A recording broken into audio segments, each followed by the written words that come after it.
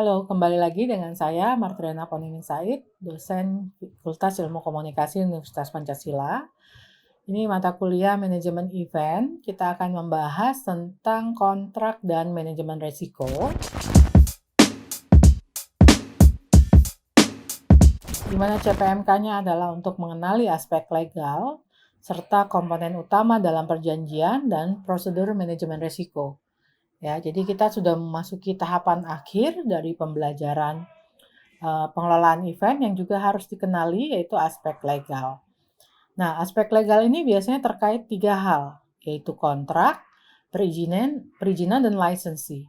Ya, jadi license atau lisensi ini biasanya dalam sebuah perencanaan pengelolaan event atau perencanaan event yang sudah dibuat, pertama ada kontrak. Kontrak ini bisa dengan para vendor, dengan para sponsor, dengan artis dan lainnya. Ya, jadi secara legal administratif ini dibuat oleh penyelenggara acara atau event organizer agar ada payung hukumnya. Ya. Kemudian terkait perizinan ini penting ya karena kita harus memahami apa saja peraturan atau hukum yang berlaku di suatu negara gitu. Kita nggak bisa misalnya di negara yang menganut paham demokrasi Pancasila seperti Indonesia gitu, misalnya ya mengadakan acara yang menyinggung suatu kelompok masyarakat tertentu gitu, itu nggak bisa ya. Jadi perizinannya biasanya semua ditentukan oleh kepolisian ataupun pemerintahan setempat. Ya harus diurus. Jadi semua penyelenggaraan event itu harus ada izin ya.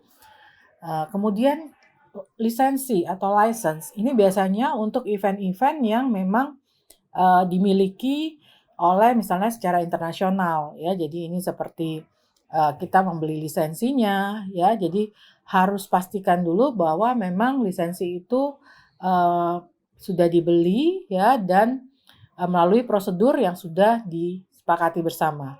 Ya, karena kalau melanggar atau tidak memiliki lisensi, pemerintah atau pemilik lisens yang asli gitu itu berhak untuk membatalkan acara kita. Ya, jadi dipastikan aspek-aspek administratif seperti ini, aspek legal itu sudah dipenuhi oleh penyelenggara acara sebelum diselenggarakan acara, sebelum lebih jauh. Karena itu tadi bisa menyebabkan acara tersebut kalau tidak punya izin bisa dibubarkan, kalau tidak punya lisensi bisa dituntut, ya. Berarti kerugian secara materi, secara sosial, ya, kepercayaan dari publik itu jadi kurang, ya. Tentunya masa depan bagi penyelenggara atau event organizer tersebut jadi dipertanyakan. Nah, ini tadi ya, kenapa harus patuh ya, 5 alasannya. Pertama, banyak event yang membutuhkan perizinan dan lisensi untuk pelaksanaan event. Ini kalau tidak dilakukan tadi ya, dapat denda, penalti, bunga, sampai pembatalan event. Kemudian yang kedua, karena adanya tanggung jawab atas kepercayaan dari stakeholder untuk merencanakan, mempersiapkan, dan menyediakan aturan bagi penyelenggaraan acara tersebut. Yang ketiga, ada tanggung jawab secara etis ya untuk mematuhi semua aturan resmi dan menyediakan perjanjian tertulisnya. Nah, ini penting ya perjanjian tertulis. Jadi misalnya ada yang menyampaikan tentang gentleman agreement ya, perjanjian antar pribadi gitu. Jadi tidak dituliskan, itu akan sangat kurang bijak ya bagi kedua belah pihak. Ketika terjadi permasalahan, tidak punya berkas atau perjanjian tertulis. Tidak bisa kita mengajukan keberatan atau mengajukan tuntutan gitu kalau nggak ada bukti tertulisnya. Sehingga apapun itu harus dibuat perjanjian tertulis yang ditandatangani bersama, disepakati bersama. Nah, kalaupun perjanjian lisan itu dibuat, harus ada tertulisnya yang memuat tentang penjelasan tentang syarat, kewajiban, dan kondisi lain. Jadi mungkin perjanjian lisannya itu hanya bagian-bagian yang sifatnya insidental, tapi tetap ada payung untuk syarat kewajiban dan lainnya. Kemudian kita harus patuh ini dalam penyelenggaraan karena kita menyediakan lingkungan event yang aman ya bagi para tamu, undangan, dan halayak. Nah, komponen utama dalam perjanjian atau kontrak ya, pertama adanya para pihak ya, siapa pihak pihak satu, pihak dua, atau pihak tiga ya, pihak yang menyediakan jasa atau menyediakan produk, itu semua menjadi para pihak.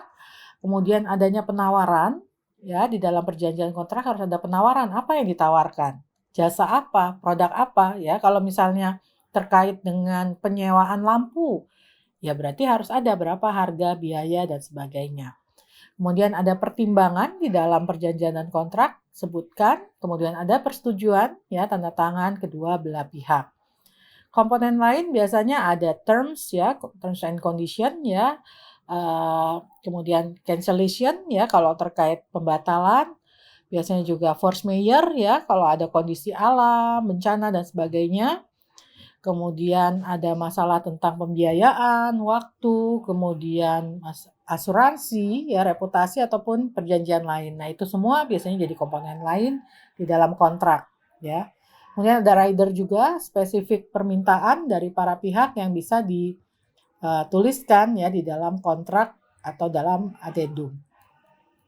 Jenis perjanjian itu ada apa saja ya, ada consulting, jasa konsultasi, kemudian ada tenaga kerja, ada eksibitor, ada kontrak hotel atau akomodasi, ada pekerja juga ya yang kalau tidak bekerja di perusahaan sejenis dia harus bikin surat pernyataan. Kemudian ada PO, purchase order ya kalau kita mau menyewa atau menggunakan produk tertentu, kemudian perjanjian sponsorship dan vendor. Ya, itu beberapa perjanjian yang harus ada disiapkan secara administratif oleh penyelenggara acara. Kemudian kalau dalam perizinan dan lisensi ya, beberapa membutuhkan perizinan ke departemen terkait. Nah, lisensi selain tadi event yang diselenggarakan misalnya secara internasional, misalnya lisensi ini juga terkait harus memiliki sertifikasi kah ya, atau misalnya kita terkait departemen pendidikan atau pariwisata atau lain yang kita butuh lisensi ya, itu harus diminta ya. Ataupun terkait perizinan lisensi ini misalnya minuman keras atau alkohol ya, itu harus butuh perizinannya dulu, lisensinya, atau makanan tertentu ya yang diimport. Atau musik ya, sekarang musik itu kalau diperdengarkan juga sudah ada undang-undangnya, maka lisensinya harus dibayarkan dulu, dan bahkan pemadam kebakaran ya yang membantu di penyelenggaraan. Jadi harus dipersiapkan administratifnya. Nah, kemudian juga harus dikenali aspek lainnya adalah manajemen risiko ya, risk management. Bagaimana prosedurnya ya, risk management ini berfungsi untuk menghindari resiko yang mungkin terjadi ketika kita menyelenggarakan event. Mungkin di materi sebelumnya sudah saya sampaikan ya. Kalau dalam ilustrasi saya sampaikan adalah misalnya dalam konser musik terjadi kecelakaan dan tragedi gitu, panggungnya roboh ya.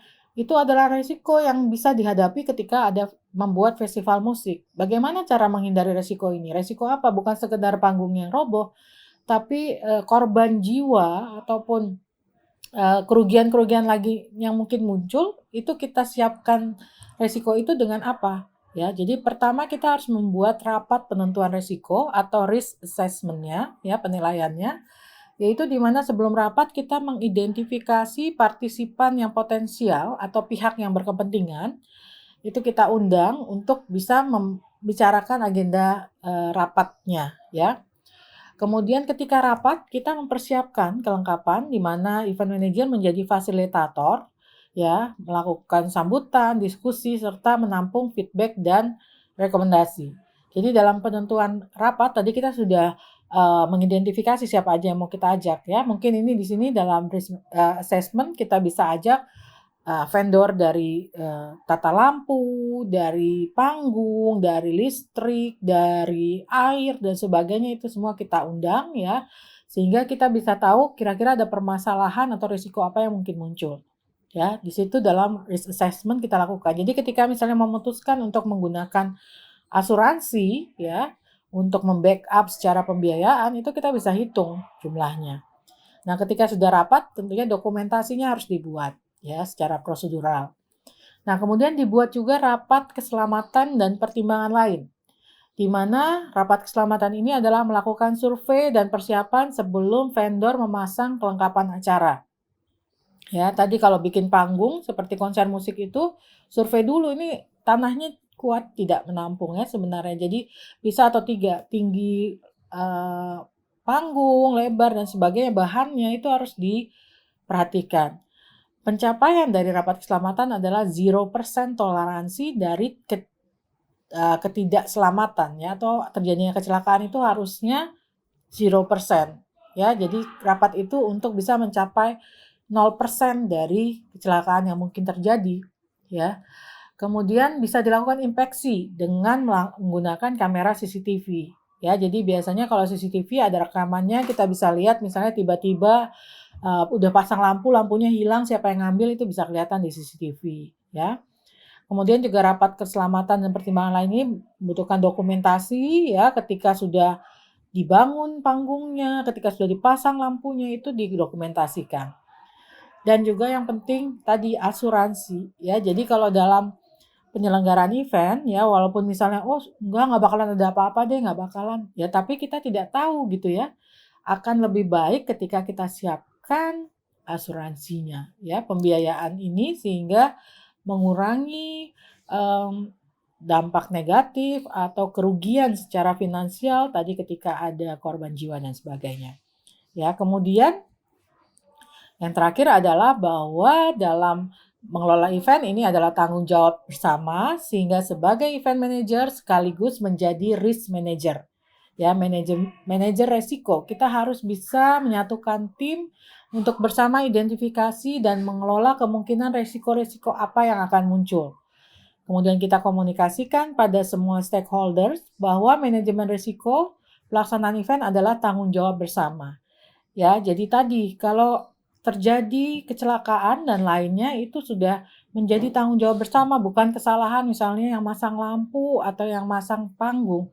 Semua harus bertanggung jawab karena sama-sama menjaga keamanan atau tadi 0% tolerance dari sebuah resiko penyelenggaraan acara itu udah bisa dijadikan tanggung jawab bersama. Ya, jadi bukan hanya satu pihak, bukan hanya salah event director atau event manager. Walaupun memang secara prosedur hukum yang akan dipanggil, dicari informasi dan lainnya adalah event manager atau event director, project directornya, karena dia bertanggung jawab kepada keseluruhan pelaksanaan. Tapi karena itu kerjasama tim, ada kemungkinan para pihak atau tim lainnya itu bisa juga harus bertanggung jawab secara langsung. Ya, demikian materi saya hari ini mengenai kontrak dan manajemen risiko yang harus diperhatikan oleh penyelenggara event ya. Jadi tidak hanya menyelenggarakan event yang kreatif atau menyelenggarakan event yang eee, menjadi pembicaraan gitu ya, tapi pembicaraan baik ya, tapi juga kita paham risiko-risikonya, ya. Kita paham kerugian-kerugian apa yang ada ya, kita paham harus secara administratif dan legal itu semua dipayungi. Baik, demikian materi dari saya. Terima kasih, sampai ketemu lagi di lain kesempatan.